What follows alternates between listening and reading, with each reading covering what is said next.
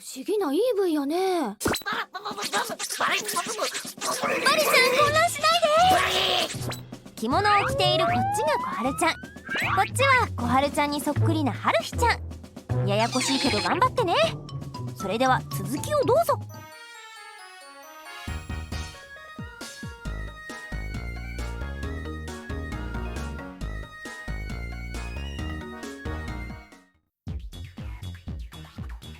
Hey everyone, it's Mark. This is my recap for Pokémon Journeys episode 119, Chloe and Eevee, The Tracks of Evolution. This was the 1204th episode of the Pokémon anime, and yeah, this was an official episode of the Pokémon anime, but yeah, it was just a recap episode. Say what?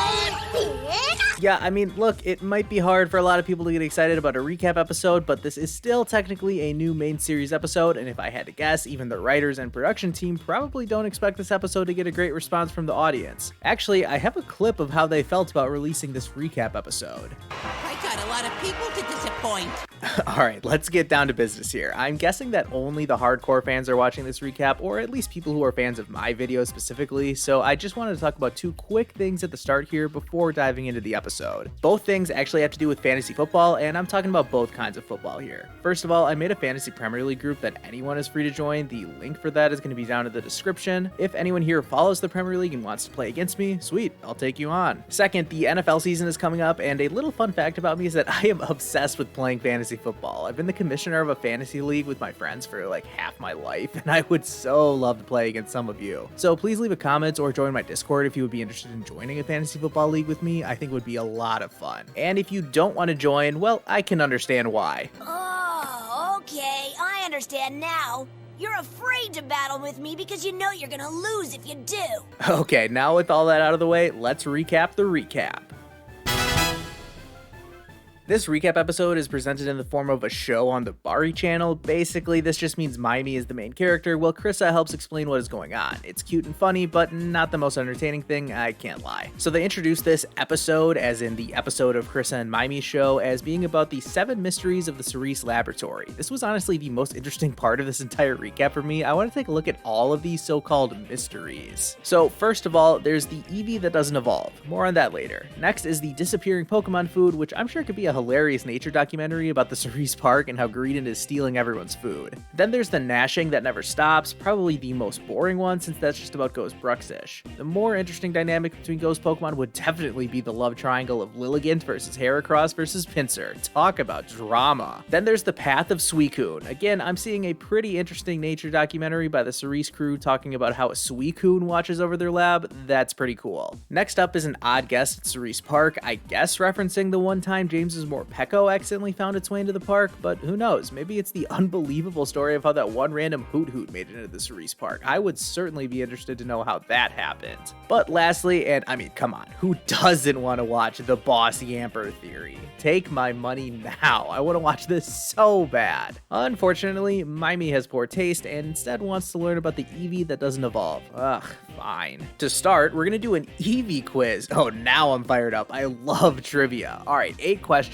What's the first one? Which one is Eevee? Ugh, okay, this quiz isn't exactly what I thought it was going to be. Let's get past the quiz and get to a further explanation about Eevee and its unique evolution capabilities. Krissa gets all analytical talking about this, which is way too much for Maimi to comprehend. Even though they clearly were pretty limited on the animation budget for this episode, I thought they still managed to make Krissa and Maimi's interactions pretty funny. So now it's finally time to dive into a lot of old clips. This is a clip show after all, so this is more what I was expecting. I don't think I need to just repeat this recap myself. I think we're all pretty familiar with Chloe and Eevee's story. I did like when Krissa pointed out that, yeah, Chloe's only 10 years old. Of course she doesn't know what she wants to do in life yet. Talk about relatable. I'm 24 and I have no clue what I want to do with my life yet. We eventually get to a flashback from the Espeon and Umbreon episode, but hold on, Maimi is super rattled about what is going on here. How are there 2 Chloes? Thankfully, Krissa explains the difference between Chloe and her doppelganger, and we can keep going. Eventually, Krissa and Maimi's show does come to an end. I don't know if we are any closer to figuring out anything about Chloe's Eevee, but alright, I guess. Hopefully the live studio audience did enjoy the show.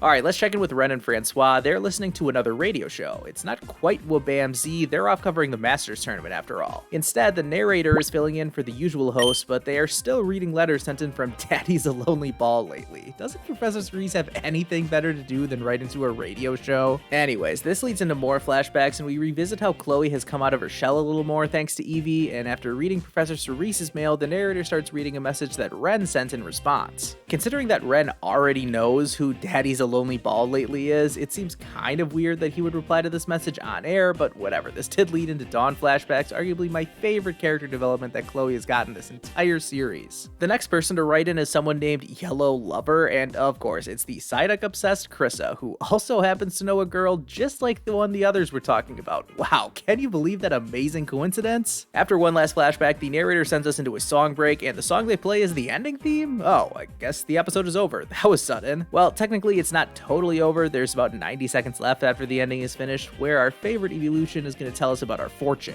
Like any rational human being, I picked Umbreon as my favorite, and all I really got out of this was that midnight is best for thinking, and yeah, that checks out considering I'm making this review around midnight my time. This segment does transition into the preview for the next episode, which I'll talk about in a little bit. Well, this has been my recap of the recap. Now let's review and discuss the recap. Oh, I'm so excited. Let's not beat around the bush today and get straight to my rating. I'm giving this episode a 10 out of 10 rating. Ash, are you going crazy? The answer is yes. How embarrassing is this lunatic? I knew he was a loony bird, but this is ridiculous. Okay, I'm not actually giving this episode a 10 out of 10. I guess it's important to clarify that this was actually an official episode of the main series of the Pokemon anime. There is precedent for this as well. Back in AG and DP, we did get a few clip shows that counted as official episodes. I know for a lot of people, just the idea of a recap episode is appalling to them. Let's hear from one of those people right now. Me personally, I don't mind a clip show. I mean, yeah, obviously I want to see new content, but I'd take a clip show over a week without journeys, and that's kind of how I look at this interlude in the show's production right now. It's almost like they're giving themselves a break, and I get it. Again, obviously I would prefer if we just charge straight through with new Masters Tournament episodes every week, then transition right into the Project Mew climax. That would be awesome. I try not to think too much about what we could be getting or what we could have gotten instead. I just kind of look at what's in front of me and take it for what it is. That said, if we needed to fill time with a clip show, couldn't we have chosen from some of the better moments from Pokemon Journeys? For example,